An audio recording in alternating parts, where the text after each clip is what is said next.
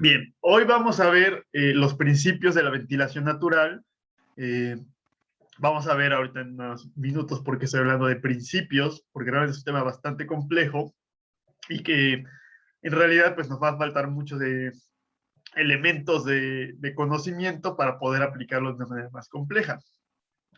Vamos a ver ahorita cómo se comportan dos tipos principales de ventilación natural y luego vamos a ver cómo lo podemos aplicar en la siguiente clase ya a un control térmico natural.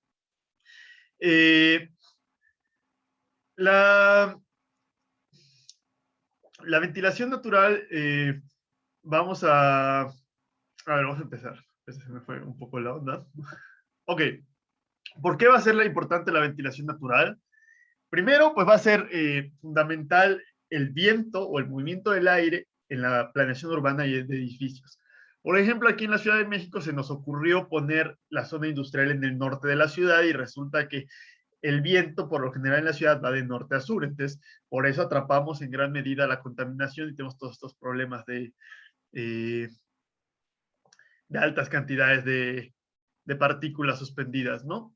Entonces, también ya vimos problemas que podemos tener como el cañón urbano y ahorita vamos a ver cómo se comporta el viento de otras maneras.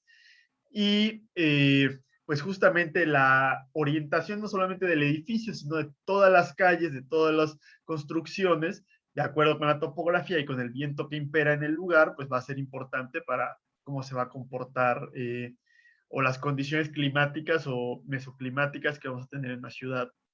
Entonces, la ventilación natural pues nos puede quitar calor o nos puede, y ese quitar calor puede ser bueno en verano cuando tenemos temperaturas altas o puede ser malo en invierno también cuando necesitamos guardar la mayor cantidad de calor que tenemos. También es importante que ya lo hemos mencionado en confort hidrotérmico, cuando tenemos temperaturas, perdón, velocidades muy altas de viento, eh, va a ser incómodo.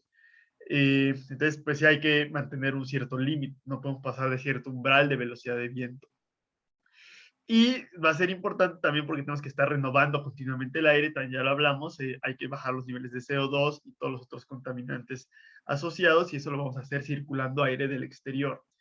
Entonces la idea de la ventilación natural pues va a ser cumplir con esas obligaciones de ventilación que tenemos sin utilizar sistemas mecánicos como los que vimos con el HVAC o hacer que sea más eficiente, reduciendo la cantidad de energía que tenemos que gastar. Eh, bueno, ahorita me acordé que les iba a decir al inicio, pero ahorita se los... Ah, sí, sí, sí, al inicio. Ustedes leyeron, y si quieren, si nos da tiempo, lo comentamos un poco al final. La clase pasada, una de las lecturas que tuvieron fue sobre las fachadas dobles, que es algo parecido a uno de los ejercicios que hicimos de transferencia de calor. Y bueno, es una aplicación o una forma más sustentable que se está proponiendo de tener estas fachadas de vidrio. Pues, si recuerdan cuando vimos en las primeras clases que uno de los problemas de la arquitectura modernista era que teníamos fachadas de vidrio totalmente por todos lados y entonces pues sí es muy vistoso, pero hacemos edificios de vidrio en todas las ciudades del mundo que se comportan diferente de acuerdo al clima y por lo general son muy poco eficientes. Entonces ahí se está proponiendo tener fachadas dobles donde justamente estamos expulsando el calor eh, para que no sea tanta la carga térmica que entra al edificio, o por el contrario, haciendo ahí un colchón de aislante para que no perdamos tanto calor del interior al exterior. Y vieron ustedes que habían varias maneras. Ese archivo, ustedes me leyeron una parte del archivo, pero si les interesa cómo se puede implementar eso con ventilación natural o con la envolvente térmica y con la ventilación mecánica, tienen el archivo completo en la bibliografía. También la lectura de esta clase van a ver un poco de los problemas o de las limitaciones que hay que tener en cuenta cuando diseñamos sistemas de ventilación natural. Y también haces un extracto de un documento como de 50 páginas que es muy bueno porque es ventilación natural en edificios altos. Entonces, ¿cómo podemos aplicar estas estrategias para ya rascacielos? ¿Qué limitaciones tiene? Y también es muy interesante porque vienen varios ejemplos prácticos de varios edificios en varias ciudades del mundo de cómo han solucionado ese problema de la ventilación natural cuando ya tenemos 40, 50 pisos en un edificio. Entonces, también si les interesa meterse un poco más en ventilación natural, pues pueden leer ese documento y complementar lo que vamos a ver básico en esta clase. Entonces, continuando, la idea, si ustedes recuerdan que la temperatura a lo largo del día, caray, se mueve de acuerdo a una curva sinusoidal, va oscilando, y vamos a tener una temperatura en el interior que va a estar un poco más plana, más pequeña, porque hay cierta inercia térmica y además, gracias a esa inercia térmica, no van a coincidir los picos, sino que vamos a mover un poco el pico hacia un lado. Ajá. Entonces, la idea es que en verano va a haber un momento en el que en la noche va a ser más alta la temperatura en el interior que en el exterior, sobre todo en lugares muy secos, lugares desérticos. Entonces podemos meter ventilación para meter aire más frío del interior y poder bajar esa temperatura y que esa temperatura se mantenga más baja a lo largo del día. De hecho, si se acuerdan, una de las estrategias de diseño bioclimático que vimos en el diagrama de Gibboni era justamente la ventilación nocturna. Y vamos a hablar la próxima clase de cómo se maneja esa ventilación nocturna. Por el contrario, en invierno nos puede ser útil hacer ventilación durante el día cuando va a ser más alta la temperatura del exterior y queremos meter un poco de ese calor que está recibiendo el exterior con radiación solar al interior para mantenernos dentro de esta zona de confort.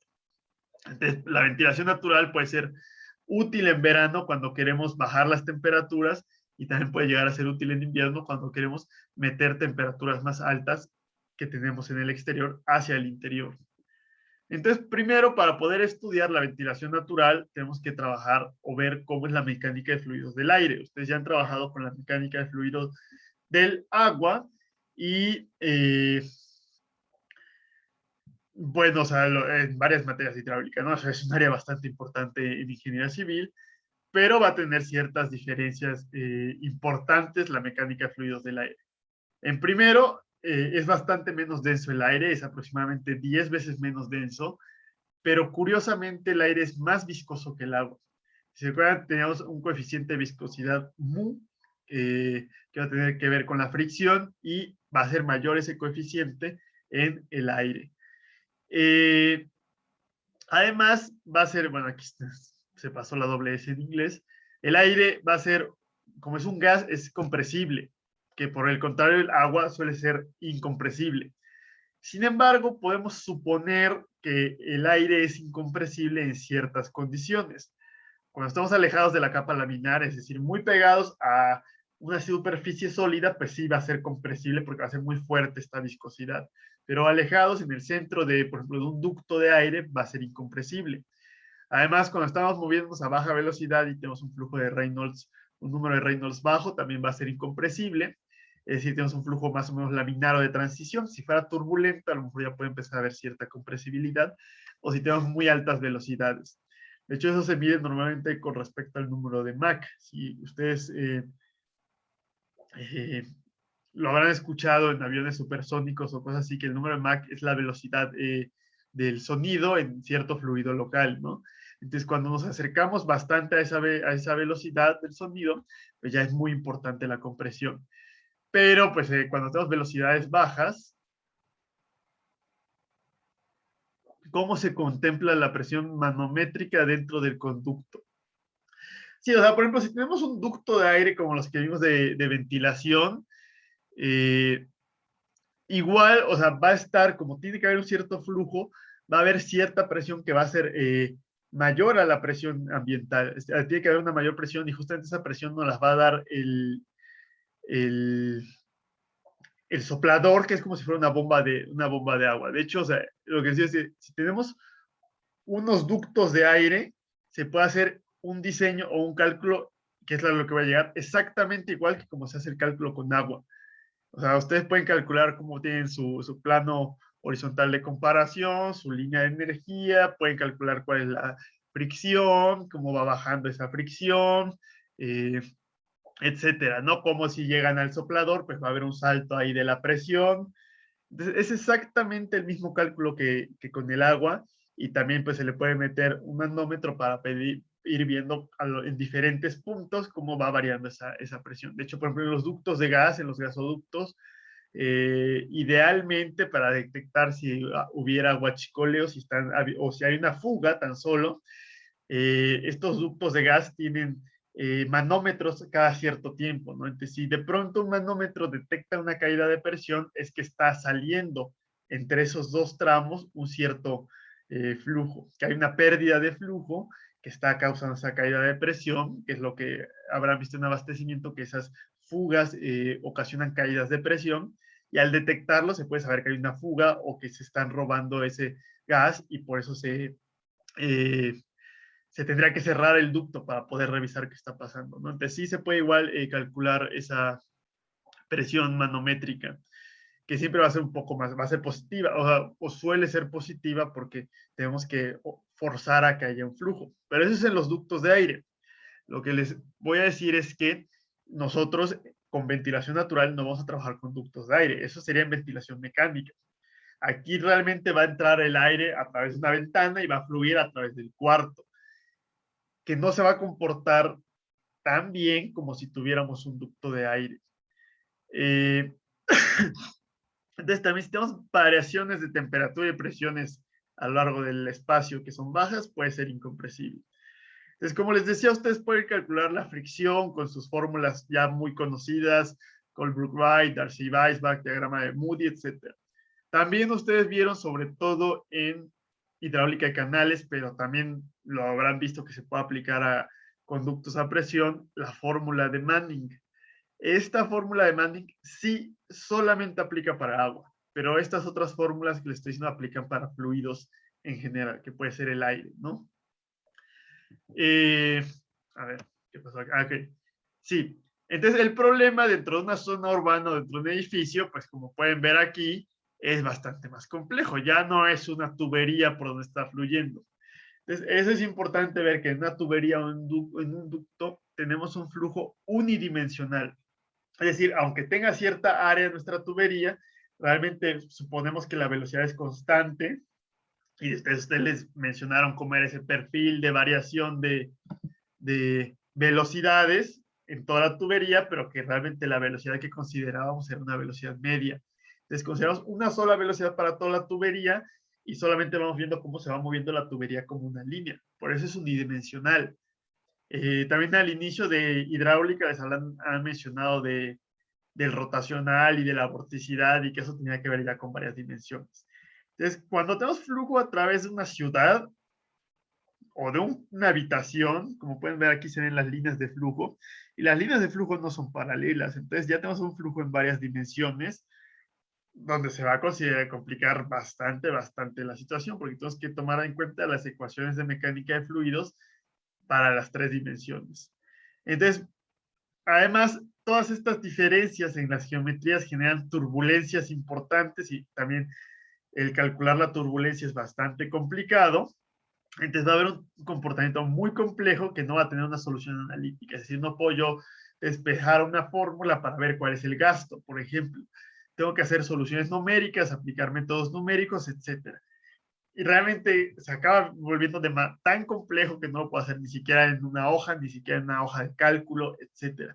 Entonces hay que programarlo y se suele hacer con simulaciones de elemento finito y esto que CFD, que es Computational Fluid Dynamics, que estos son los resultados de programas de Computational Fluid Dynamics, que así les pueden dar, porque lo están discretizando en una malla, dónde es mayor la velocidad, qué dirección tiene, ¿no?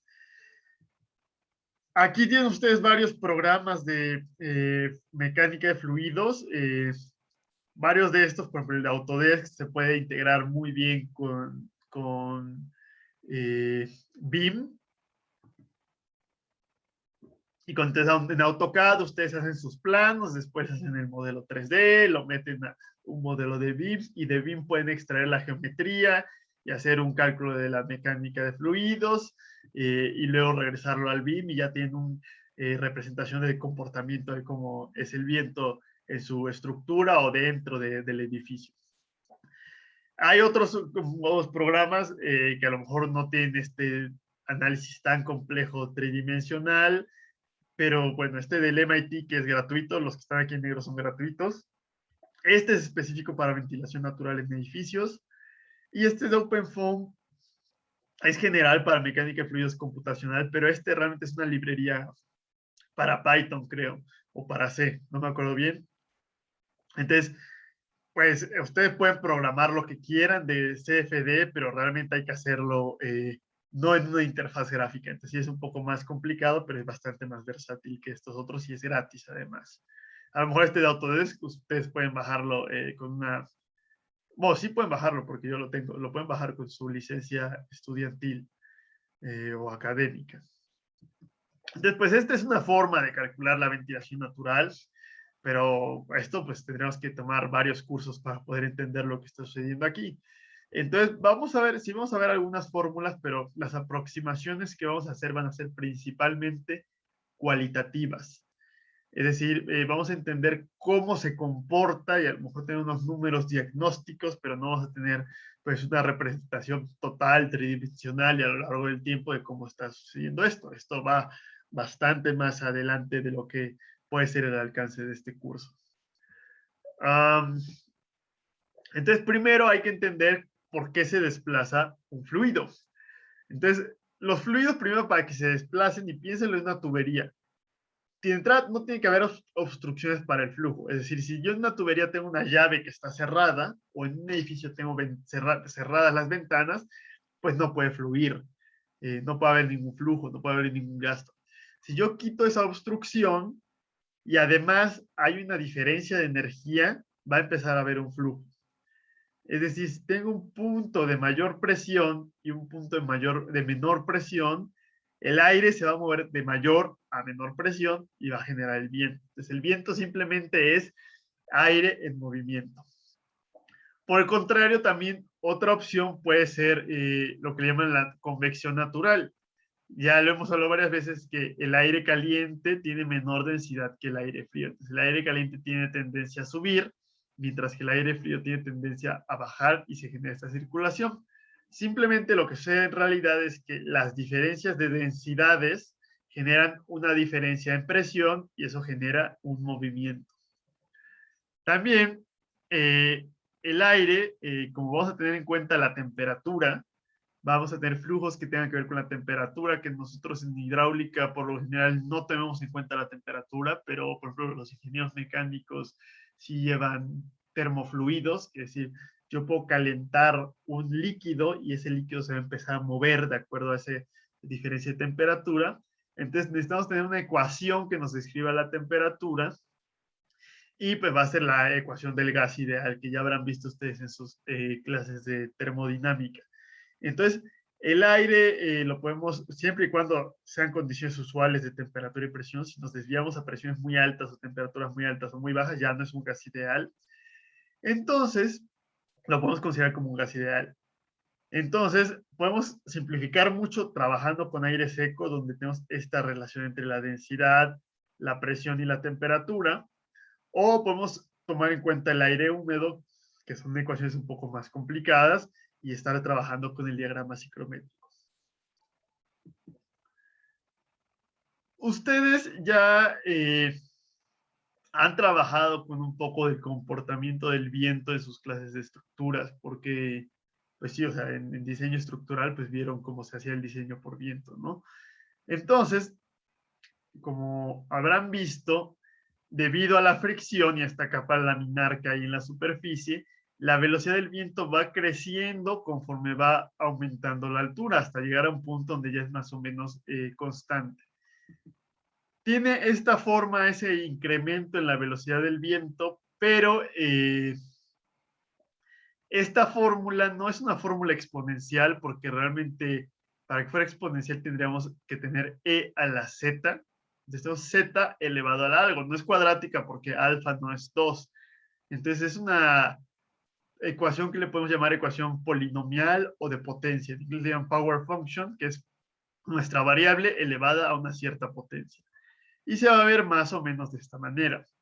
También por lo general la temperatura disminuye con respecto a la altura y otros contaminantes y la humedad también disminuyen con respecto a la altura, usualmente. Entonces, lo primero que tenemos que tener en cuenta es cómo varía el viento con respecto a la altura.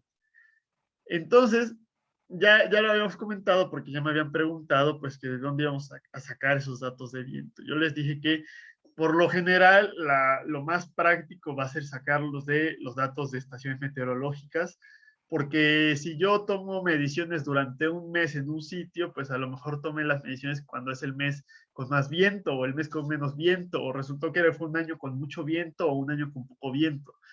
Entonces, pues yo puedo querer extrapolar de ahí y ya valió. No, o sea, tendría que tomar mediciones a lo largo de 2 años continuas para saber más o menos cómo se comporta el viento, qué es lo que tiene que hacer para los proyectos de energía eólica. Entonces, pues simplemente hay que saber, muchas veces viene la información de a qué altura se tomó la medición del viento en las estaciones meteorológicas. O si ven información satelital, les puede decir viento a 10 metros o viento a 5 metros. Entonces, pues vamos a tener que hacer correcciones o encontrar la ecuación de esa variación con respecto a la altura. Entonces, hay varias formas de hacerlo, pues yo simplemente aquí les pegué esto, si alguno lo reconocerá, es de la norma técnica complementaria del viento. Es decir, tomé un screenshot y se los pegué aquí. Hay que tener cuidado al utilizar esa norma técnica complementaria porque la velocidad del viento que resulta de esa norma técnica es una velocidad extrema, es un máximo de velocidad al que se tiene que comportar nuestro edificio. Cuando nosotros en ventilación natural lo que queremos es una velocidad media. Entonces, por eso está diciendo que aquí podemos trabajar con esos coeficientes y multiplicar nuestros datos climáticos por ese factor o ese coeficiente, justo antes de calcular la velocidad total. Por eso no le estoy poniendo de la ecuación que viene en la norma de velocidad. Hay que tener cuidado de no utilizar esa velocidad porque es una velocidad muy alta y vamos a exagerar demasiado los resultados de velocidad de ventilación natural. Entonces, pues simplemente nos está diciendo que el factor de variación con respecto a la altura, es decir, la velocidad por este factor, que va a ser función de la altura, pues depende de qué tan alto estemos, es decir, de una cierta distancia en la que ya podemos considerar que no varía la velocidad del viento, que es esta delta, y de una alfa, que va a tener que ver con la rugosidad del terreno. Entonces, esto también es de la norma, que vemos, dependiendo de qué tan construido está y qué tan altos son los edificios, pues vamos a poder decidir la rugosidad del terreno y esta altura, la que por lo general pues ya no va a variar la velocidad. Esta altura por lo general va a ser irrelevante para nosotros, a menos que estemos diseñando la ventilación natural para, o sea, ni siquiera hay edificios, por ejemplo, de esta altura construidos en la Ciudad de México. No sé si, no me acuerdo, creo que el edificio más alto de México mide como 300 metros, ¿no? Entonces, pues difícilmente vamos a superar esta altura. Obviamente, si alguien quiere diseñar un edificio como el Burj Khalifa o algo así, quiere meterle elementos de ventilación natural, pues sí va a ser bastante importante esto, ¿no? O para diseños estructurales, pero para ventilación natural, pues lo que más nos va a importar va a ser este alfa que vamos a meter aquí. Y nos va a importar sobre todo pues estas dos partes de arriba de estas dos ecuaciones de arriba más que esta de abajo. Otro elemento que hay que tener en cuenta que vamos a tener que multiplicar justamente, o sea, lo que obtengamos esto, ojo como que se los ponga, la velocidad que vamos a tener con respecto a la altura, pues va a ser esta velocidad tomada de los datos climáticos por este factor, por el otro factor que va a ser de la forma topográfica, ¿no? Y ese factor, pues depende de qué topografía tenemos y de qué rugosidad tenemos. Esto ya lo deben haber trabajado ustedes y ya uno puede escoger estos factores, ¿no? Entonces,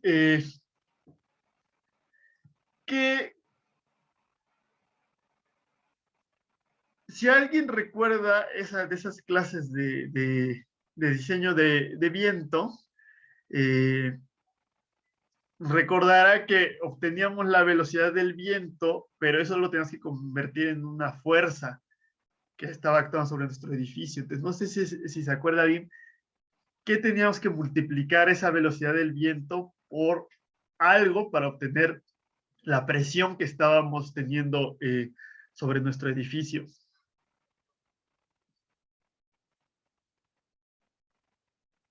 Sí vieron esto, ¿no? Sí han trabajado con la norma de viento. ¿O no la han visto en sus clases? Sí, lo hemos visto. Ok. Entonces, recuerdan que teníamos la velocidad del viento y había que multiplicarla por algo que era un coeficiente de presión para obtener la presión, y ya esa presión la multiplicábamos por el área y obteníamos la fuerza. Entonces, justamente, eh, no creo que no tengo ninguna imagen de la norma, pero vienen unas tablas donde les vienen los coeficientes de presión, si es para un techo, para una pared a sotavento, barlovento, etcétera, ¿no? Entonces, como el viento está empujando aquí, la presión es positiva, pero como el viento se está alejando, en este punto la presión va a ser negativa. Entonces, por ejemplo, la fuerza que va a sentir esta pared va a ir en este sentido, hacia adentro, y esta pared va a sentir una fuerza que va hacia afuera, y este techo va a sentir una fuerza que va hacia afuera. Entonces, como dijimos por acá, que el movimiento se genera por diferencias de presión, entonces como aquí vamos a tener una presión positiva y una presión negativa, pues si hubiera una abertura, pues va a haber un flujo. Sí, justamente, gracias. Sí. O sea, vienen unas tablas donde viene, o sí, hay unas tablas y hay unas fórmulas ya cuando es algo inclinado, donde vienen estos coeficientes de presión y justamente multiplicamos la velocidad del viento por el coeficiente de presión, que es algo parecido que vamos a hacer en esta, sí, y luego la presión por área justamente para obtener la fuerza. Entonces aquí no vamos a obtener la fuerza porque no nos interesa la presión, pero si vamos a multiplicar la velocidad por el coeficiente de presión. Entonces, como ven, pues el coeficiente de presión pues, va a depender totalmente de la geometría del edificio. Te vamos a ver ahorita más adelante donde podemos sacar esa información de los coeficientes de presión, pero por lo general, en donde pega el viento es positivo y en donde no pega es negativo. Y como la presión dinámica también se reduce, porque la energía de presión se convierte en energía cinética, por lo general, donde sea menor la velocidad del viento, va a ser mayor la presión, y donde sea mayor la velocidad, va a ser menor la presión. Entonces aquí pueden ver cómo el aire va de mayor a menor presión. Y es parte de lo que vamos a estar nosotros aprovechando para la ventilación natural, las diferencias de presiones que se generan por el viento.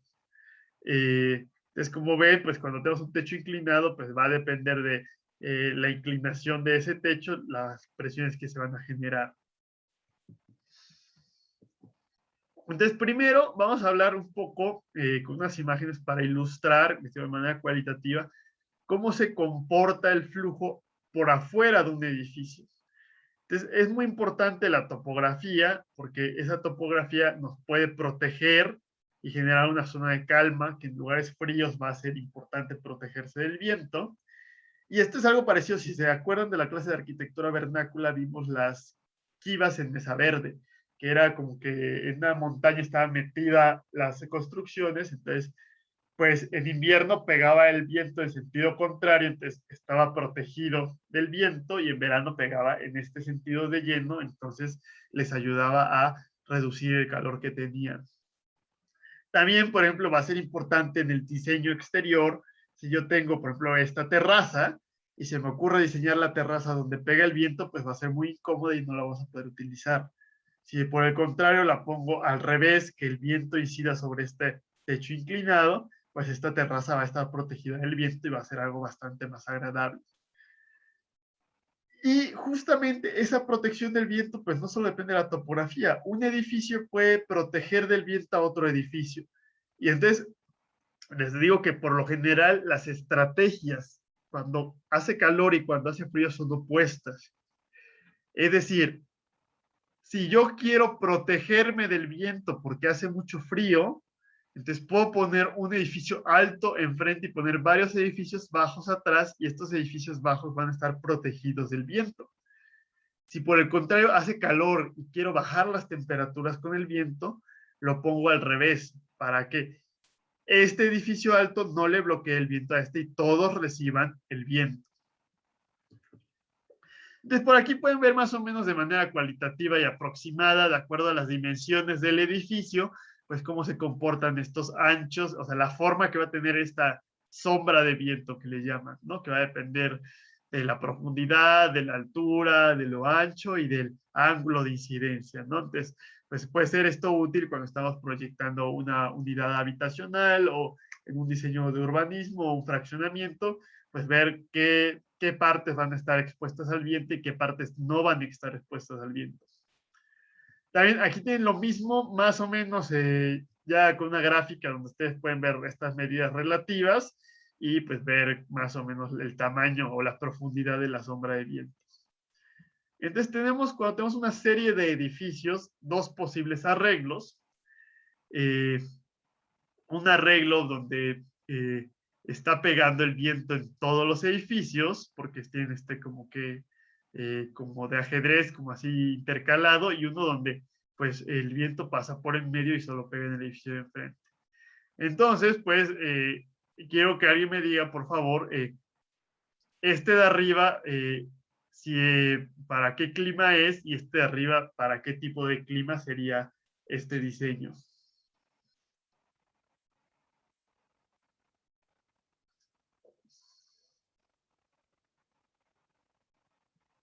El de abajo podría ser para invierno Ajá. ¿Y el de y arriba? el de arriba tal vez para un clima cálido, por así decirlo. Sí, sí, totalmente, Orlando. Muchas gracias. Y tiene que ver justamente con lo que vimos aquí, ¿no? En climas fríos nos protegemos del viento y en climas cálidos exponemos todos los edificios al viento. Entonces, todos los edificios expuestos es un clima cálido y todos los edificios protegidos, pues va a ser un clima frío, justamente. Si hace demasiado frío y queremos protegernos todavía más del viento, podemos irnos a la idea que habíamos visto en la arquitectura vernácula de no tanto la vivienda comunitaria, pero sí una vivienda compacta, como también habíamos visto que hacían los nidos de los pájaros, y entonces, pues simplemente pegar las casas y los edificios en este arreglo o en este arreglo, por ejemplo. Sobre todo si no hay unas restricciones sísmicas, de acuerdo a la forma, porque esta forma no es muy buena sísmicamente, porque va a generar unas torsiones impresionantes, pero si no hay sismos, pues sí puede ser bueno protegerse del viento de esta manera. Otra manera va a ser esos microclimas o comportamientos muy localizados del viento que se van a generar en grandes edificios. Ya vimos estos dos que tenían que ver con el cañón urbano, que se concentra el viento, entonces aumenta la velocidad y fluye por una gran distancia. Entonces eso puede ser negativo. Pero si el viento también incide de manera oblicua, puede generar esto que llaman barrena, donde va a haber mucha turbulencia en esta zona. Igual, esta zona de sombra, pues no es una zona donde no haya viento, sino que más bien es una zona donde hay turbulencia y hay movimientos circulares del viento, que también puede no ser tan bueno. Si tenemos estos pilotes, que por lo general en la Ciudad de México sísmicamente no es muy bueno, pero todavía hay muchos edificios que lo tienen, se concentra igual el viento por ahí, que es esto que vamos viendo aquí. Esto hace que la velocidad sea muy alta en esta parte. De igual manera, pues cuando pega perpendicular el viento a un edificio, parte fluye por arriba y otra parte va a cerrarse aquí y va a generar mucha turbulencia, pero va a ser turbulencia con ráfagas muy fuertes que puede ser muy incómodo para la gente que está acá. Entonces, si a mí se me ocurre poner un parquecito aquí, pues la gente no lo va a aprovechar porque va a ser muy incómodo y van a haber hojas y polvo volando todo el tiempo. Entonces, por eso esta saliente del edificio puede ser interesante, tanto arquitectónicamente como para que esta parte de turbulencia salga en esta parte. Y a lo mejor esto puede ser una terraza que tenga ventanas o un muro más alto para que la gente que la esté utilizando no esté expuesta al viento, o simplemente luego estas partes se utilizan para el equipo de aire acondicionado. De igual manera, esto ya lo hablamos, esta imagen es más o menos lo mismo que veíamos aquí. Entonces, en invierno, pues nos protegemos del viento y además recibimos el sol. Y en verano, si estamos abajo de los trópicos, el sol pegaría por acá, entonces protegiéndonos del sol y el viento probablemente incidiría del sentido contrario, ¿no? Entonces hay que aprovechar esas variaciones estacionales del viento.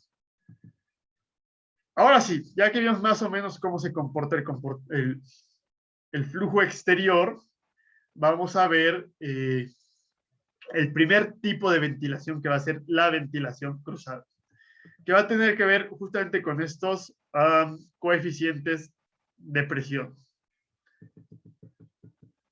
Entonces, la ventilación cruzada, pues vamos a tener una ventana abierta y otra ventana abierta, y vamos a tener el viento que está fluyendo. Entonces, pues, como va a haber una presión positiva en esta ventana y va a haber una presión negativa en esta ventana, pues la diferencia va a ser bastante alta y entonces va a fluir de positivo a negativo. Entonces, vamos a tener viento que está fluyendo de manera natural, sin tener que tener ningún tipo de ventilador o soplador, de aquí hacia acá. Y ese es el principio de la ventilación cruzada. Hay un problema. ¿Qué va a pasar si no hay viento? ¿Quién me puede decir cómo se va a comportar el flujo de aire en el interior si no hay viento en el exterior? No va a salir tan fácil. Ajá, más bien, pues no va a haber simplemente viento, ¿no? Porque dijimos que la presión, teníamos que multiplicar la velocidad del viento por los coeficientes de presión.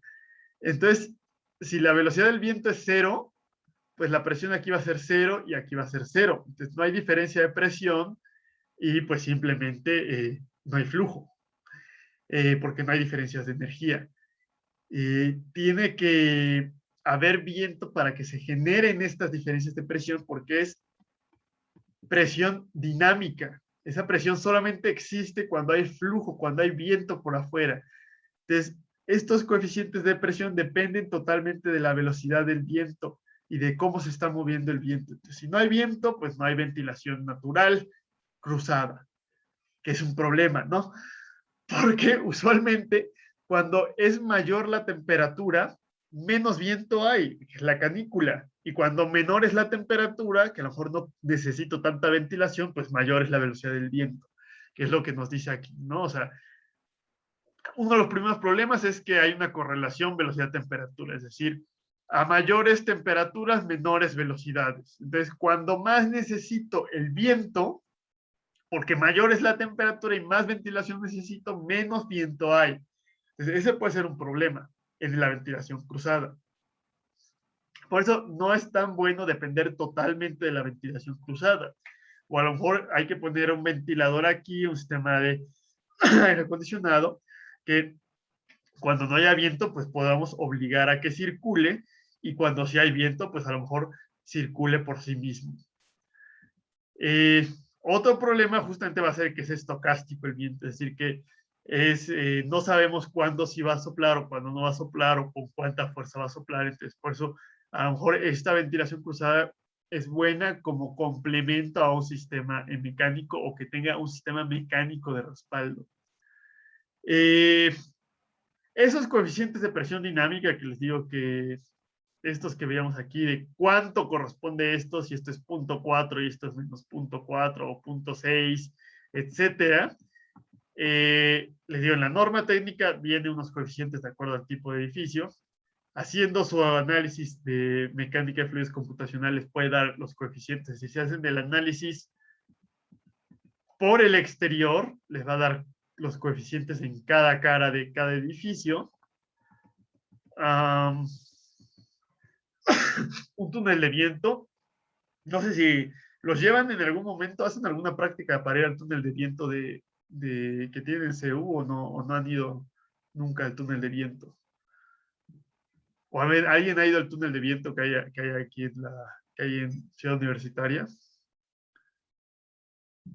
Yo.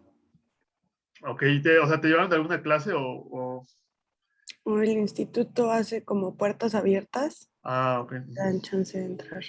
Vale, gracias. Sí, pues es importante que aprovechen esos eventos de puertas abiertas, son muy interesantes. También el Instituto de Física también tiene un día de puertas abiertas y uno puede ver el acelerador de partículas que tienen, todo eso, ¿no? Entonces vale la pena. Sería bueno que los llevaran en una materia a ver el túnel de viento, para conocer, porque también uno puede hacer un modelito, una maqueta con su edificio, y pues ver cómo se comporta. De hecho, ahorita vamos a ver unas imágenes de un mini túnel de viento y pues calcular los coeficientes de presión. O en este Handbook of Fundamentals de la SRAE, que ya les mencioné con anterioridad en confort térmico y en ventilación mecánica, pues también vienen unos coeficientes de presión.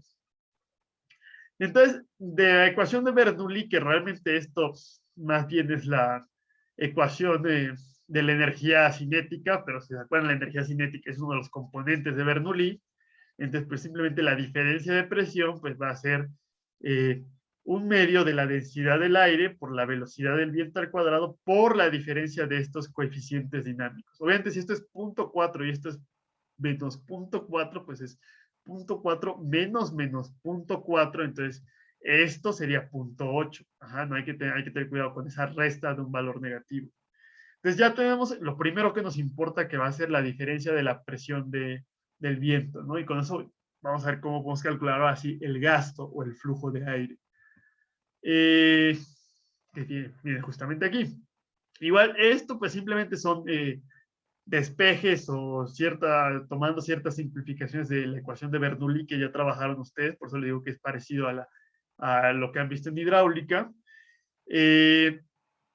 Nada, hay que tener cuidado que aquí no hay ninguna el componente de fricción, que era lo de Darcy-Weisbach, porque pues como es complicado ver cómo es la fricción, o sea, tomar en cuenta esto como un conducto, entonces le digo, por la turbulencia se complica bastante. Entonces, realmente este valor de gasto que vamos a obtener va a ser un valor máximo. Seguramente va a ser un poco más bajo debido a la presión, pero como es menor la densidad del aire, las pérdidas por fricción van a, aunque sea mayor la viscosidad, como depende también de la densidad, pues van a ser menores las pérdidas por fricción que en un sistema hidráulico. Entonces, esta área de descarga efectiva también la trabajaron ustedes en hidráulica básica cuando veían la descarga en orificios, y recordaban que el orificio podía tener cierta geometría y eso venía asociado a un coeficiente de descarga. ¿De acuerdo? Así tenía como una cuchilla, es decir, si tenía como un pico la salida o si era totalmente plano, qué tan profundo era, etcétera, ¿no? Para las ventanas, por lo general va a ser 0.65, podemos tomarlo como ese valor, o si no, podemos, si sabemos que es un diseño más optimizado de la ventana para aumentar el coeficiente de descarga, podemos aumentarlo. Pero rara vez nos dan esa información, entonces tomamos 0.65 y ya. Entonces, si ustedes recuerdan sus clases de hidráulica básica, recordarán que cuando sale el flujo de un orificio, tenemos el tamaño del orificio, pero realmente el flujo se contrae más adelante y ahí adelante es donde ya las líneas de flujo son paralelas. Y ahí es donde podemos calcular el gasto, porque para calcular el gasto en hidráulica tenían que ser paralelas las líneas de flujo. Si no son paralelas, había que hacer una integral de superficie o una integral de volumen, que es lo que tendríamos que hacer aquí, porque no son paralelas y por eso es bastante más complicado. Si eran paralelas, pues simplemente es con la ecuación de continuidad, ¿no? Entonces, por esa reducción del área tenemos que calcular esta área de descarga efectiva y ya la metemos a esta ecuación donde tenemos también la diferencia de presión y la densidad del aire. Esto que podemos calcular varios elementos combinados superponiendo la presión, es decir, sumando las diferencias de presión, no sumando el gasto, es decir, sumando las diferencias de presión es muy importante. Les voy a subir unos ejercicios grabados, así como les subí para los de transferencia de calor, les voy a subir ejercicios de ventilación mecánica con esto de las transformaciones del aire en el diagrama ciclométrico. Y les voy a subir también unos ejercicios de ventilación cruzada y de ventilación térmica, que ahorita vamos a ver qué es la ventilación térmica. Entonces, para que ustedes vean cómo se resuelven estos ejercicios, más o menos, para que puedan hacer más fácilmente la serie. Y vamos a hablar de esto, de la superposición de las presiones. Entonces, pues es importante la disposición del interior de nuestro edificio, pero también de las ventanas y puertas, pues disponerlas para facilitar este flujo cruzado del aire, ¿no? O por el contrario, si hace frío y quiero evitarlo, un clima frío, pues por el contrario, pues evitar que hayan puertas que conecten de un lado a otro, es decir, que haya muchos elementos que bloqueen y eviten que haya este flujo cruzado como lo tenemos aquí. Igual puedo poner en dirección perpendicular al viento las zonas habitables para bajar la temperatura por el viento, o puedo protegerlas con estos locales de servicio para que no se encuentren expuestas a estos vientos cruzados, ¿no? Les digo, son por lo general estrategias opuestas dependiendo si hace calor o si hace frío. Y aquí vamos a ver, ya vimos más o menos cómo puedo calcular el gasto, pero también vamos a ver un poco algunos elementos cualitativos que les digo, o sea, calcular realmente cómo sería este flujo, encontrar las ecuaciones de esta curva, pues sería bastante complicado, ¿no? Y se puede hacer, pero no nos da tiempo con un curso completo poderlo ver. Entonces lo vamos a ver así de manera cualitativa. Si el viento es totalmente perpendicular a las ventanas, pues tenemos el viento en el centro de la habitación, pero en los extremos tenemos turbulencia y no hay realmente renovación del aire. Si hay un ligero ángulo de ataque del viento, pues realmente va a ser una mayor cantidad de esta habitación que va a estar beneficiándose de esta ventilación natural. También, si resulta que es bastante si tenemos ventanas, en vez de tenerlas en paredes opuestas, sino que las tenemos en paredes adyacentes,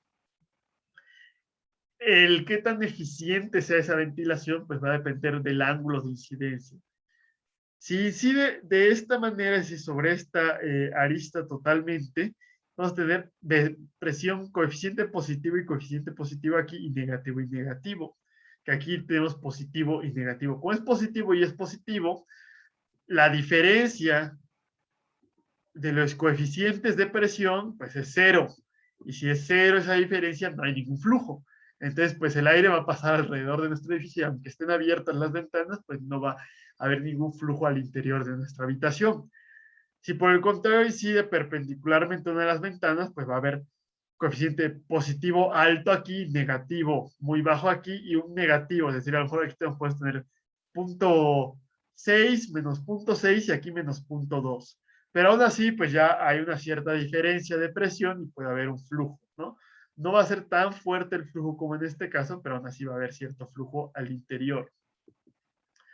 Entonces, justamente esto es un mini túnel de viento, realmente se hace como que es como si estuviera plano, ponemos acrílico, un espacio de acrílico y hacemos que entre el viento por un lado y se le pone un rastreador que creo que es como un gas, como xenón o algo así, coloreado y se pueden ver aquí las líneas de flujo muy claramente, ¿no? Entonces, eso nos puede decir más o menos cómo se comporta, aquí lo estamos viendo de perfil, cuando la entrada, cuando variamos la altura de la entrada y de la salida. Si la salida es muy alta y la entrada es muy baja, el flujo va a estar por abajo y realmente la gente está aquí abajo. Esta parte de arriba pues no hay personas porque es un piso, solo un piso, ¿no? El que estamos viendo aquí. Entonces, esto es bueno porque el flujo está incidiendo directamente sobre las personas. Si la entrada es muy alta, por el contrario, el flujo se va por arriba y ya después baja y entonces, pues sí, podrá estarse ventilando la parte de arriba, pero la parte de abajo donde están las personas, pues no hay nada de ventilación y las personas siguen sintiendo calor. Entonces hay que tener cuidado con ese posicionamiento de la altura.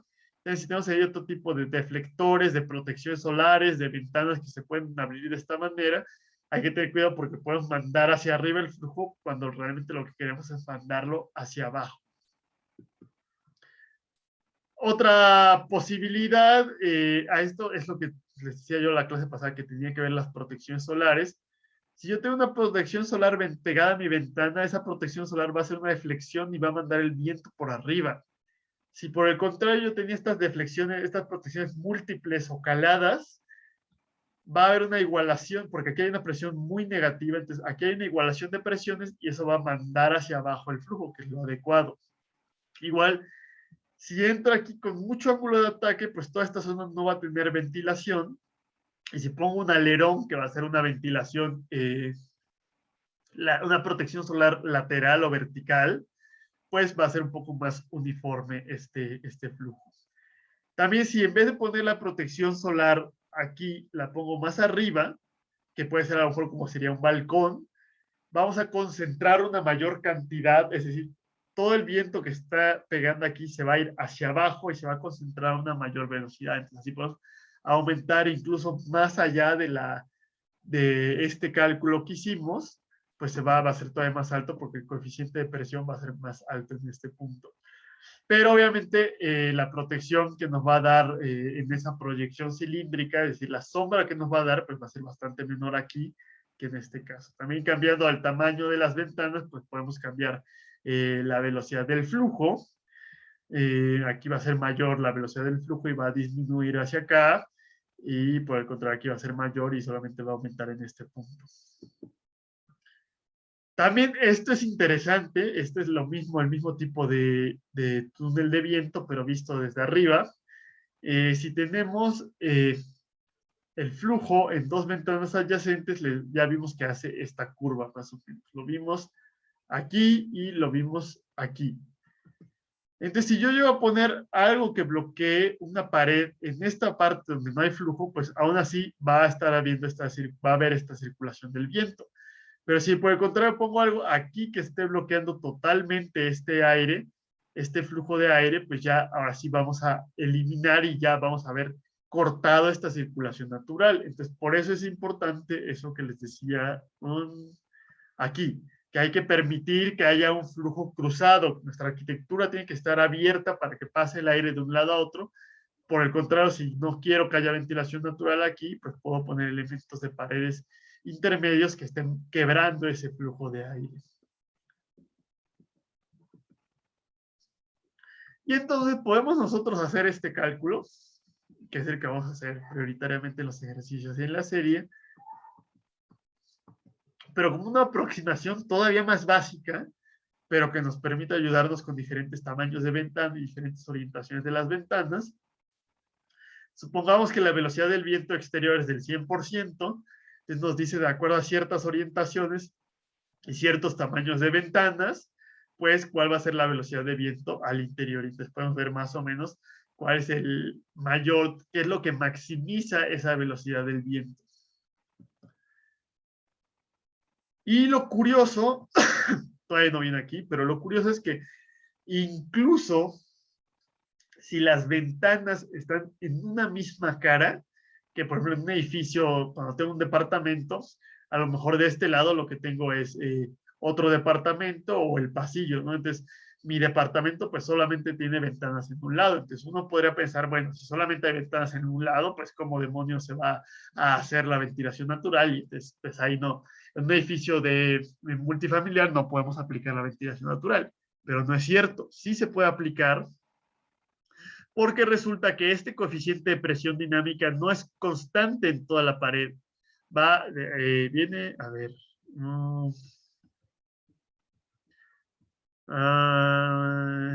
aquí está.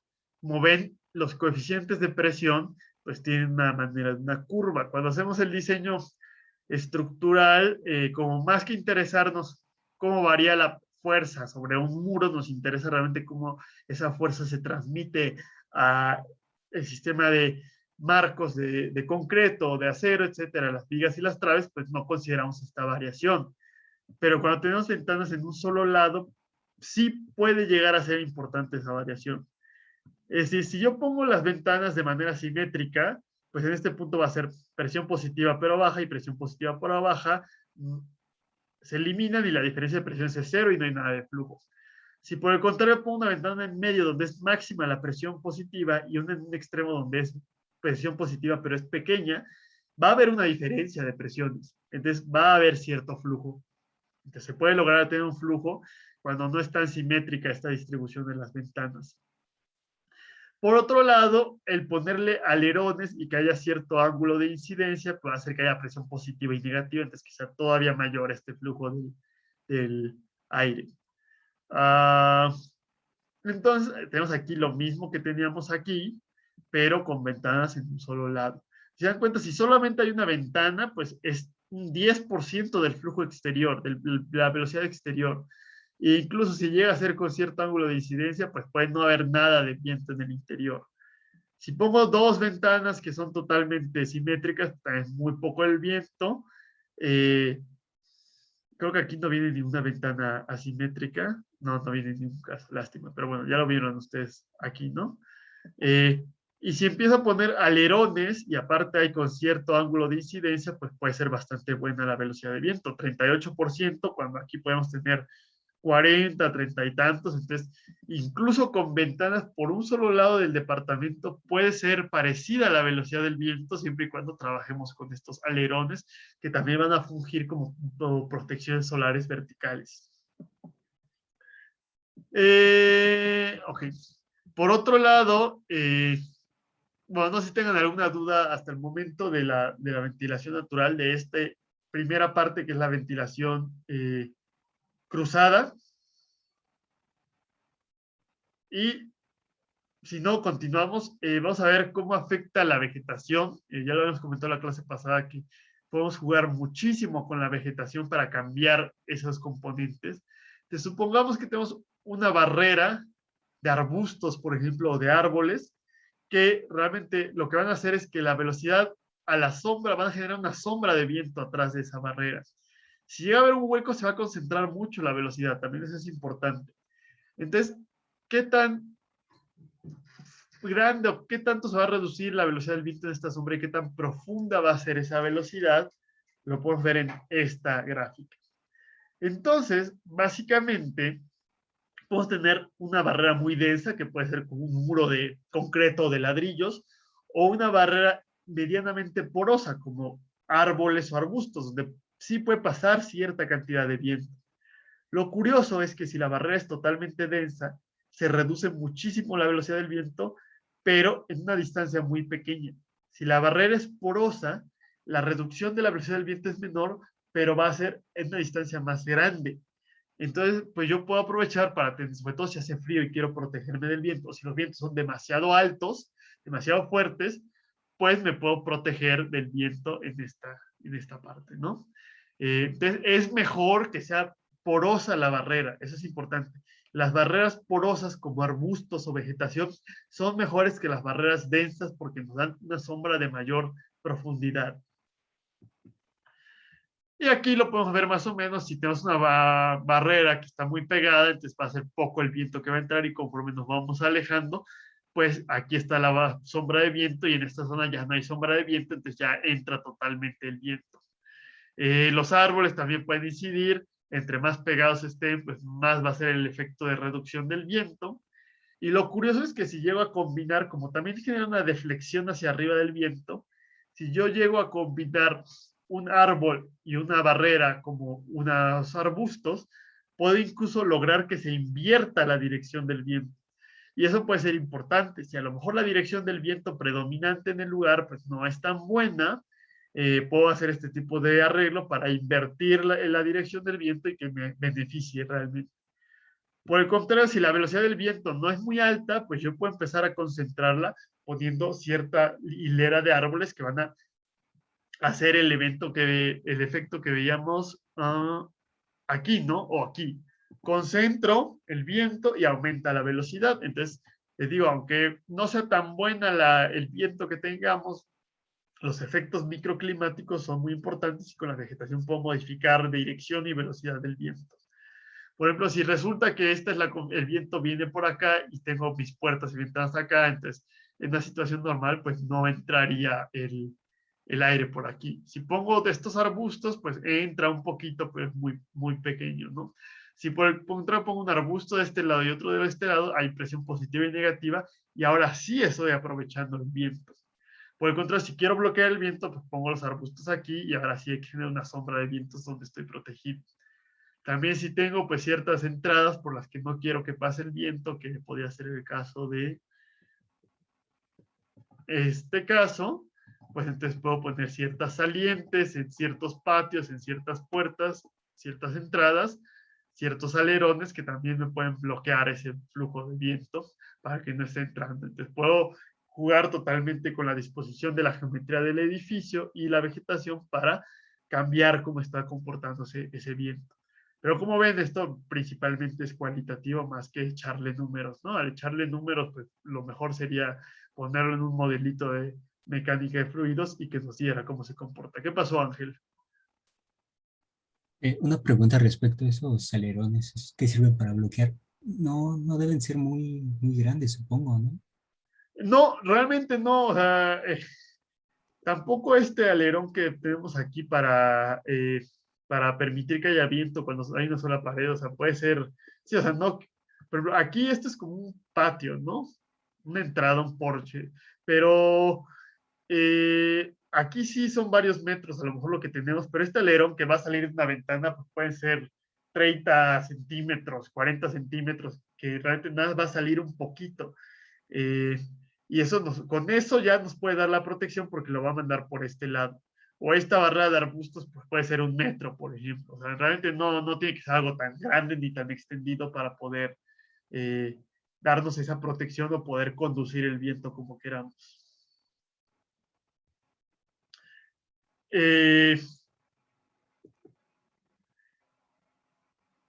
Entonces aquí es donde hay que tener siempre muy presente eso que ya les he comentado, que por un lado tenemos el querer viento cuando hace calor y queremos protegernos del viento cuando hace frío. Entonces, si hace frío, el viento va a generar pérdidas de calor por convección, pero también por la infiltración que haya en los huecos que hay en nuestras casas. Entonces, al poner barreras que nos protejan del viento, además vamos a bajar esa pérdida de calor por infiltración. Pero por el contrario, yo puedo querer poner en un lugar cálido vegetación o árboles para protegerme del sol, como vimos la clase pasada, pero podría ser que estos árboles me bloqueen el viento. Pero entonces si pongo árboles que tengan una copa bastante alta, entonces va a haber esta zona donde va a poder fluir el viento y aún así me van a estar protegiendo de la radiación solar. También hay que tener en cuenta que donde hay vegetación es alta la humedad relativa y donde no hay vegetación, hay concreto, es baja la humedad relativa y también las temperaturas son menores donde hay vegetación y son mayores o más extremas donde no hay vegetación. Entonces, por lo general, para protegernos de la radiación solar queremos vegetación caducifolia, es decir, vegetación que sea frondosa en verano y nos proteja de los rayos del sol, pero que en invierno deje pasar los rayos del sol porque perdió las hojas. Pero en invierno, como por lo general el viento es más fuerte en invierno, queremos vegetación perenne, es decir, vegetación que no pierda las hojas en todo el año, entonces que nos pueda proteger incluso en invierno. Entonces, por eso, parte del diseño paisajístico tendría que combinar especies caducifolias y especies perennes para tener beneficios tanto para ventilación como para protección solar. Ahora sí, vamos a entrar al segundo tipo de ventilación natural que ya nos había preguntado, creo que tu nativo hace ya bastantes clases, acerca del efecto chimenea. Entonces resulta que el efecto chimenea, en vez de trabajar con diferencias de presión, va a trabajar con diferencias de altura. Es decir, como va a haber más, o sea, va a haber ventanas a lo mejor en caras opuestas, o no necesariamente tienen que estar en caras opuestas, una baja y otra alta, el viento va a querer fluir de esta manera. ¿Y por qué se va a generar ese efecto? Y aquí es donde quiero que pongan bastante atención. Resulta que la presión reduce, o sea, disminuye con respecto a la altura. Si recuerdan ustedes la fórmula de Bernoulli, hay un término que es la altura y por eso tenemos nuestro plano horizontal de comparación. Entonces, es decir, hay mayor energía a una menor altura y hay menor energía. Es decir, la presión va cayendo con respecto a la altura. Entonces, en el efecto chimenea, vamos a suponer que el interior de nuestra habitación está a mayor temperatura que el exterior. Eso es fundamental. El interior tiene que estar a mayor temperatura que el exterior. Entonces, resulta que la caída de presión, es decir, la pendiente de esta caída de presión con respecto a la altura, va a depender de la densidad del aire. Porque, se dan cuenta, la fórmula justamente de esa presión con respecto a la altura era ρ g z, es decir, la densidad por g por z. Y es, si ustedes grafican esto, es una recta.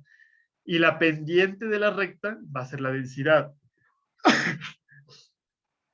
Entonces, como el aire es más frío, es más denso, va a tener una mayor caída de presión, mientras que el aire cálido va a tener una menor caída de presión. Entonces, cuando nos encontramos en la entrada, resulta que la presión en el exterior es mayor que la presión en el interior. Entonces, el aire se mueve de afuera hacia adentro. Pero cuando estamos arriba, la presión en el interior es mayor que la presión en el exterior y el aire sale. Y entonces entra y sale el aire. Entonces ya estamos teniendo ahí una circulación por efecto chimenea. Lo curioso o lo importante de este sistema es que no depende de la velocidad. No hemos hablado en ningún momento de la velocidad del viento en el exterior. Entonces, incluso aunque no haya viento, por las puras diferencias de temperatura, que va a haber más temperatura en el exterior y menos temperatura en el interior, va a darse el efecto chimenea. Entonces, por eso es mejor el efecto chimenea que el efecto de ventilación cruzada, porque el efecto chimenea no depende de esa velocidad del viento exterior, solamente depende de las diferencias de temperatura. ¿Qué problema tiene el efecto chimenea? Bueno, en un clima frío, donde por lo general va a ser más caliente la temperatura en el interior que en el exterior, porque hay que calentar, si queremos favorecer el efecto chimenea, pues resulta que vamos a estar metiendo aire frío. Entonces vamos a estar enfriando lo que a lo mejor quisiéramos que se mantuviera caliente. Y en verano, por lo general, queremos que la temperatura en el interior sea mayor que la temperatura en el exterior. Porque si hace calor afuera y hace todavía más calor adentro, pues estamos mal, ¿no? Entonces, pues sí es complicado a veces aplicar ese efecto chimenea porque por lo general, cuando hace más calor en el interior no queremos tanta ventilación y cuando hace calor afuera queremos que sea más frío adentro. Entonces no se cumple este supuesto que en el interior es mayor la temperatura que afuera. Vamos a ver que este efecto chimenea es importante en las noches, sobre todo en lugares cálidos secos, donde ahí sí va a ser más alta la temperatura en el interior que en el exterior y pues hay que hacer esa ventilación nocturna, aprovechar esa diferencia de temperatura en la noche. También vamos a ver si podemos variar la temperatura del interior con respecto a la altura, podemos aprovechar el efecto chimenea. Si llega a ser que hace mucho calor afuera y está baja la temperatura adentro, podría llegar a invertirse el efecto chimenea, es decir, que entra aire por adentro, por arriba y salga por abajo, pero es mucho más débil ese efecto.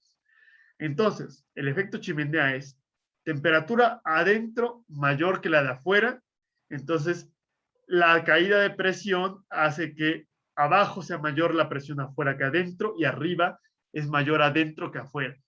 Entonces nosotros podemos describir estas rectas y si nos damos cuenta va a haber un punto donde las presiones son iguales. Como vamos de tiempo, ahí vamos.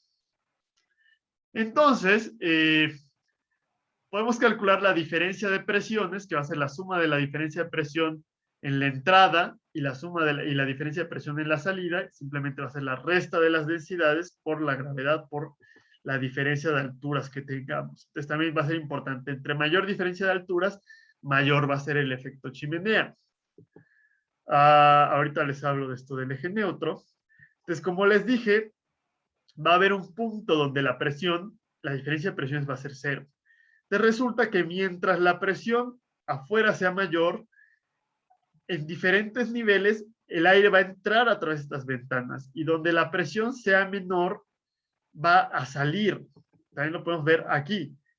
Abajo del eje neutro entra el aire y arriba del eje neutro sale el aire. Entra y sale. Entra y sale. Entonces es importante conocer la posición del eje neutro para saber en qué dirección va a moverse el viento y si va a estar entrando o va a estar saliendo, ¿no? A lo mejor en ciertos lugares yo quiero que entre aire de afuera hacia adentro y en otros lugares quiero que esté saliendo. Entonces no se va a comportar igual este cuarto que este cuarto. Entonces, ¿cómo podemos calcular ese eje neutro? Pues resulta que, suponiendo que este valor es 0, entonces la ecuación de la presión en el interior, pues obviamente es una recta con una ordenada 0. Entonces, esta es la ecuación que depende, como les dije, la pendiente es la densidad del interior. Y la ecuación de la presión al exterior, que es esta azul, pues no va a tener una ordenada de 0, va a tener una ordenada que va a ser la diferencia de presiones en la entrada, menos la densidad exterior por la gravedad por la altura. Ahora, esto no quiere decir que estemos multiplicando la presión al interior por la altura.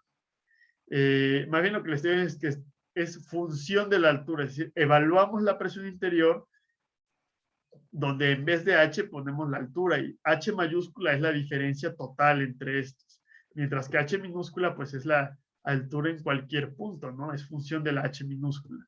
Entonces yo sé que la diferencia de presiones en el punto máximo pues tiene que ser la diferencia de presión a la salida.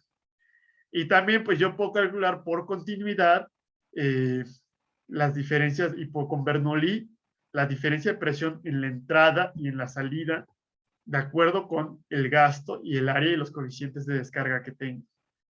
Y además yo sé que las presiones evaluadas a la altura del eje neutro, la diferencia de las presiones tiene que ser 0. Entonces, esto es un sistema de ecuaciones que hay que resolver. Si resulta, lo primero que hay que hacer es despejar esta presión en el exterior. Entonces, si ustedes se dan cuenta, al calcular estas presiones al evaluarlo en la altura H, que es la altura máxima, pues me va a quedar nada más la diferencia de presión en el exterior y la diferencia de presión en la salida. Si resulta que las áreas de las ventanas son iguales y los gastos son iguales, pues yo puedo con esta ecuación despejar la diferencia de presión en el exterior. Y ya con la diferencia de presión en el exterior puedo evaluar en HN y puedo despejar HN para saber qué altura tiene. Resulta que si son iguales, pues la altura del eje neutro va a ser H medio. Si no son iguales, pues se complica un poco más la situación y lo tendrán que hacer ustedes en su serie, ¿no? O sea, en su serie pues tendrán que ver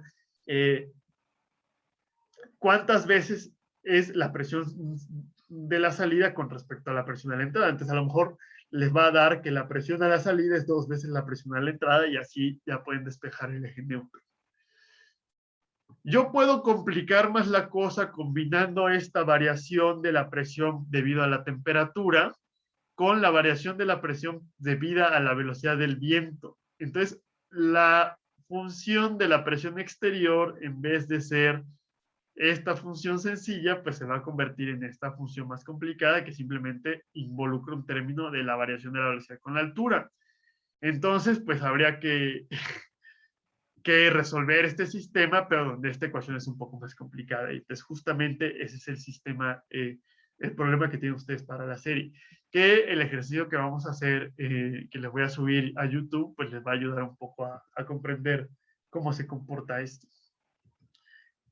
Para potenciar todavía más esto, podemos hacer el efecto de la chimenea solar. Es decir, yo tengo la salida que voy a tener, la voy a pintar de un color muy oscuro, donde la absortancia sea muy, muy alta, entonces se va a calentar esto debido a la absorción de rayos solares. Entonces, aquí en esta gráfica o en esto estamos suponiendo que la temperatura en el interior es constante con respecto a la altura y la altura en el exterior es constante con respecto a la altura. Pero si estamos calentando esto arriba, la temperatura en el interior pues va a crecer con respecto a la altura. Ajá. Entonces, si por sí esta curva del exterior, esta recta del exterior ya no va a ser una recta cuando consideremos la velocidad del viento, va a ser una curva, ¿no?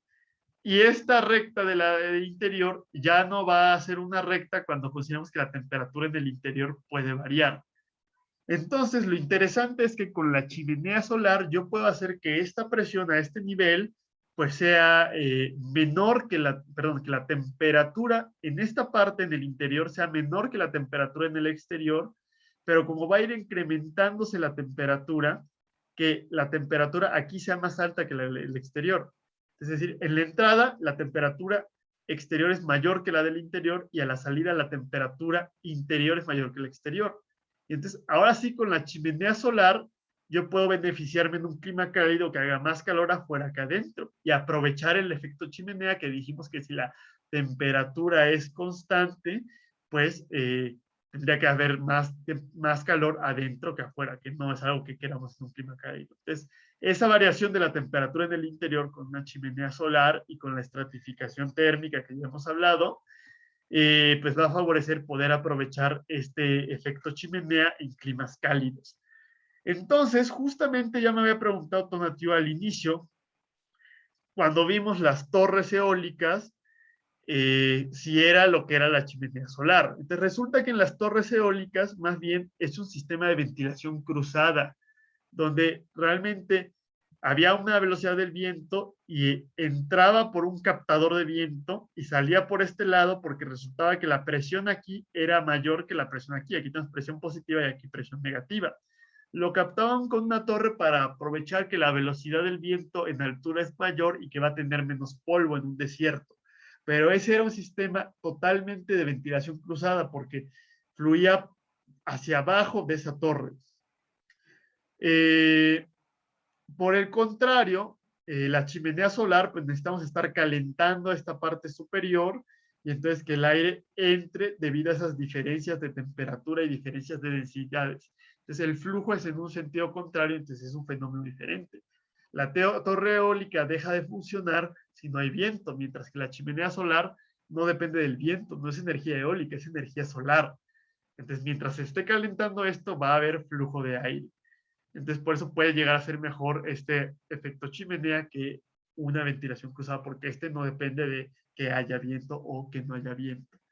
Esas torres eólicas de los desiertos, lo interesante es que durante el día funcionan como ventilación cruzada por las diferencias de presión, pero en la noche van a funcionar por un efecto chimenea de acuerdo a el flujo de ventilación nocturna, que lo vamos a hablar la clase siguiente. Entonces aquí yo les estoy poniendo unos ejemplos para que vean que pues, no solamente son con dibujitos, sino que se puede aplicar de manera real. Este es un centro, creo que de rescate de mascotas, adopción de animales en Las Vegas. Y esto es unos jardines, eh, o jardín botánico, algo así, ¿no? Entonces, estas pequeñas estructuras arriba que uno puede decir, bueno, está bonito, ¿no? Pero tienen una función para favorecer la ventilación natural por este efecto chimenea. Entonces, no sé si tengan alguna duda con este efecto chimenea. Es bastante más complicado que la ventilación natural, pero les digo, es más útil porque no depende del viento. ¿Alguna duda? Ah, alguien iba a decir. ¿Qué ¿Has pasó? sabido de algún caso en México donde se haya implementado ya a nivel comercial o vivienda? No sabría decirte si hay pues, sí, lo investigo a ver si hay un edificio donde se diseñe claramente. Muchas veces se utiliza, o sea, ustedes en su casa utilizarán esto cotidianamente sin saber realmente cómo funciona. Abran las ventanas opuestas para que fluyan, ¿no? O tener una ventana abierta abajo y otra arriba.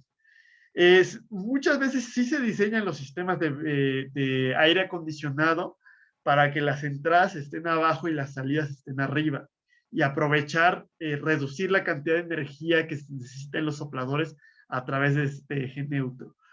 Pero si se ha hecho en grandes edificios, no sabría decirte. Sí hay varios casos de viviendas que hacen los arquitectos donde sí lo aplican. También vernáculamente se aplicaba en Mérida. Se ha aprovechado la energía eólica durante mucho tiempo.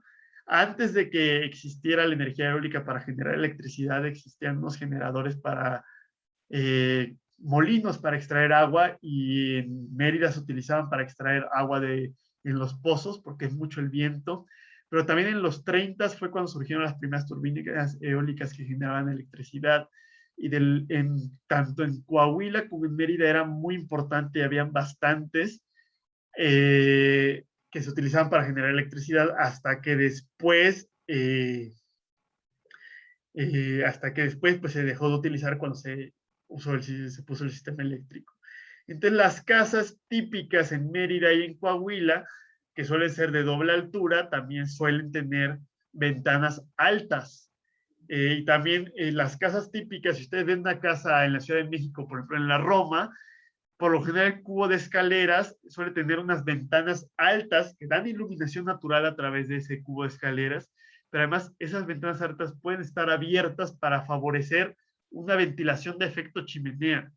Entonces, a lo mejor en un gran edificio donde se haya aplicado de manera clara y específica, no sabría decirte, lo voy a investigar, pero digo, sí, en la arquitectura típica en nuestro país sí es común aprovechar este tipo, aunque a lo mejor lo hagamos de manera más empírica que con estos cálculos. Pero sí, lo voy a revisar si tenemos algún ejemplo de un edificio que lo haya. Probablemente lo hayas. No sé si con eso aclaro un poco tu duda o tu comentario. Sí, más o menos sí.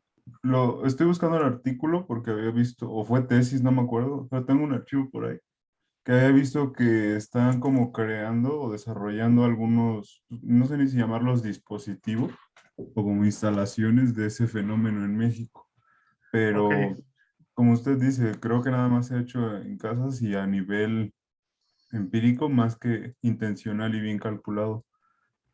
Sí, en edificios tiene varios retos porque, te digo, como depende de la altura, si yo abriera la puerta en la planta baja de un edificio de 100 metros y abro una ventana hasta arriba, la velocidad que se va a generar va a ser muy alta y podemos también, si hay un incendio, se va a subir la llama totalmente. Entonces es un reto. Entonces en edificios altos lo que suelen hacerlo es como que bloquearlo y hacer ventilación natural por efecto chimenea, pero por bloques de 5 pisos, por ejemplo.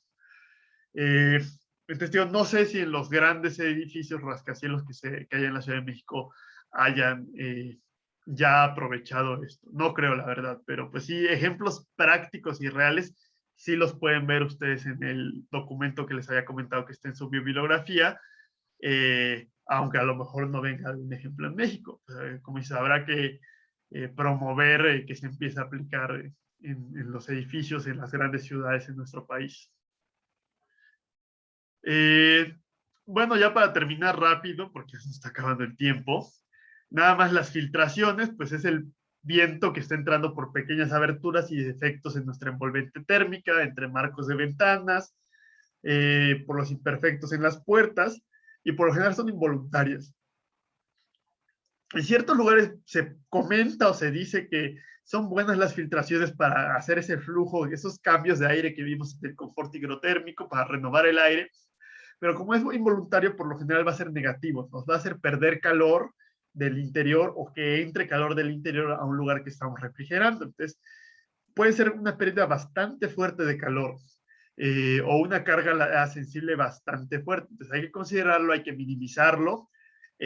Con esta espuma de poliuretano que les mencioné yo en la clase de envolvente térmica, se pueden sellar muchos elementos, pero también muchas veces se lleva al extremo de que hay que bloquear totalmente las filtraciones y que la única manera que entre aire a la casa sea por un mecanismo de ventilación mecánica con el stand. Y si no funciona esa ventilación mecánica, pues no puede entrar aire, no puede fluir aire a través de la casa, ¿no? Entonces, esa es la idea del estándar Passive House alemán, que tiene ciertas motivaciones en climas muy fríos, pero también lo han querido aplicar en climas más templados, un poco más cálidos como Australia, y también en México hay unas casas, eso sí sé que sí hay casas que se han hecho con estándar Passive House en México, pero en climas más cálidos generan muchísimos problemas de condensación, que ya hemos hablado.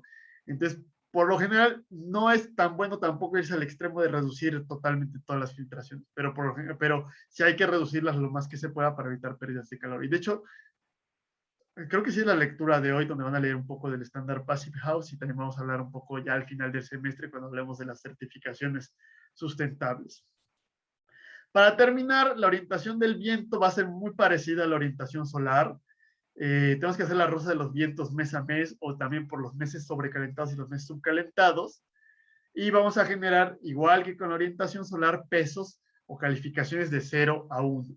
En verano, donde haya más viento, vamos a ponerle 1 y donde no haya viento, vamos a ponerle 0. Y en invierno va a ser el opuesto. Donde haya más viento, le ponemos 0 y donde haya menos viento, le ponemos 1.